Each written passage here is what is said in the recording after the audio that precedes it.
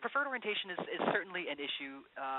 For those of you who are unfamiliar with this, if you have a material that the particles are either tabular or needle-like, then rather than getting a completely randomized orientation when you prepare your sample, you may end up biasing the statistical averaging of that. So all of the little tablets may be laying down perfectly flat. So instead of getting the perfectly representative diffraction intensities, you may end up getting one very, very strong peak at the sacrifice of intensity for all the other ones. So knowing that, this can certainly affect your quantification if you're relying on solely peak intensities.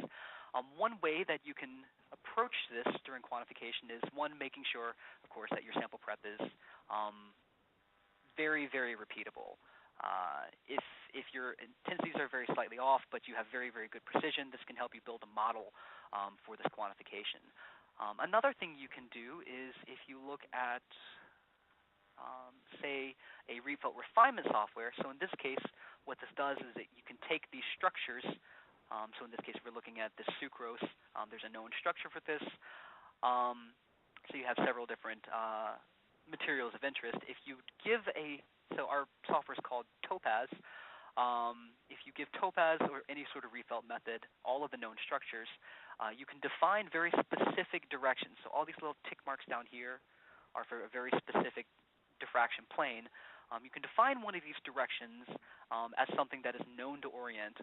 So if you have a tablet, it would be whatever planes are parallel to those little platelets. And then you can allow that refinement to give a weighting to any sort of intensities. So you can actually calculate out your quantification by allowing that refinement value to float based on known orientation effects.